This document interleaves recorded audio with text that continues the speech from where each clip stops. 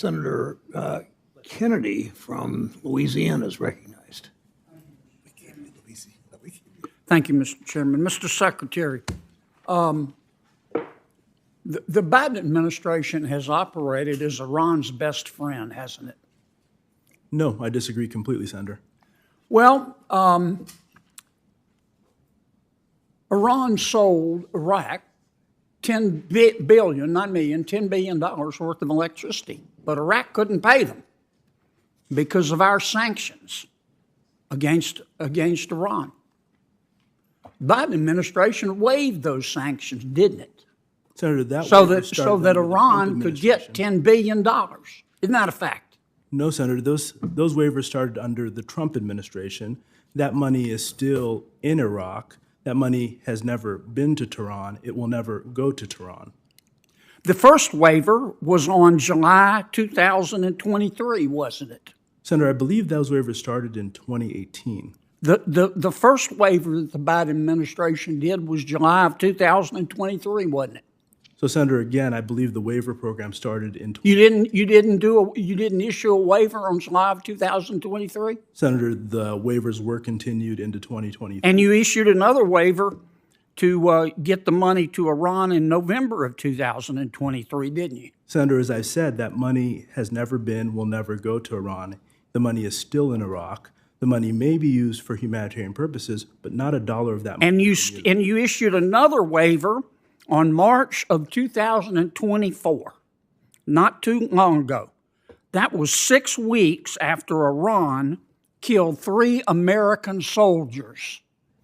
Senator, You gave Iraq permission to give Iran $10 billion, didn't you? No, Senator.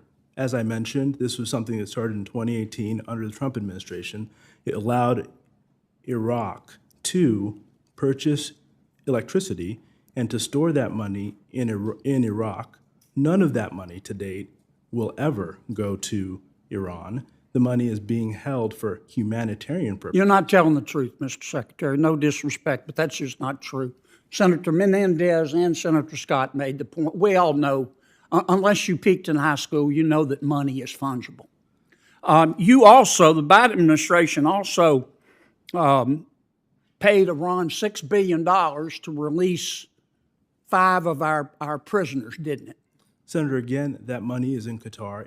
None of that money has been used. It hasn't been moved. And as I said earlier, while money is fungible in the United States because we care about our people, it's not fungible for the Iranian. So the money's in Qatar, in a bank in Qatar? Yes. Now, what? The gloves come off in the Senate. Senator John Kennedy of Louisiana confronts the Biden administration with a simple but explosive charge. While America faces growing threats abroad, billions of dollars are finding their way into the hands of hostile regimes. Iran, Venezuela, sanctions, waivers, prisoner swaps. What starts as a policy discussion quickly turns into one of the most heated exchanges you'll see this year. What do you think? Who controls that bank in Qatar? Those banks are controlled by those individuals who run that financial institution. I see. So if President Biden says Qatar Bank, don't give this money to Iran, and the Qatar government says give the money to Iran, who do you think the Qatar Bank's going to listen to, Mr. Secretary? So, Senator, those banks in Qatar value greatly their ability to have a relationship with the United States because that's how they make money. Do you believe in the tooth fairy? Ultimately, if we cut off those banks, they will no longer be able to make money. Do you believe in the Easter Bunny? So, Senator, while I understand your point, fundamentally, none of that money has gone to Iran, and that money is not going to go directly to Iran. Now, you did the same thing with Maduro, you meaning the Biden administration. You guys did the same thing with Maduro in Venezuela. You removed all the sanctions on oil and mining, including gold, with Maduro, the dictator of Venezuela, didn't you? So GL 44 and 43 were put in place in Venezuela. 43 has already. Is that a yes? GL 43 has been removed. So you said, okay, Maduro, we're going to remove Maduro, best friends with Iran and Cuba and China and Russia. The Biden administration removed the sanctions on oil and mining in Venezuela. Senator, And Maduro said, I promise you that I'll hold a free and fair election. And then he put all his opponents in jail. And the Biden administration has done nothing, hasn't it, except stand there sucking on its teeth. So, Senator, I want to say again, we provided general licenses. We did not remove the sanctions. The reason we did that was because we did not trust. So what we can do The with those sanctions on Maduro's oil are not there, are they?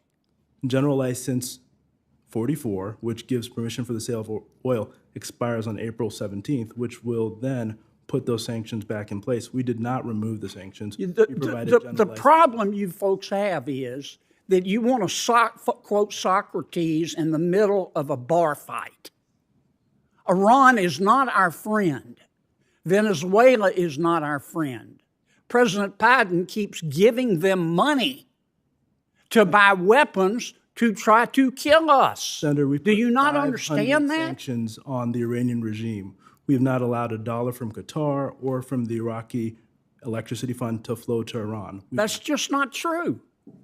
Senator Menendez explained that to you. The money, How can you be that obtuse?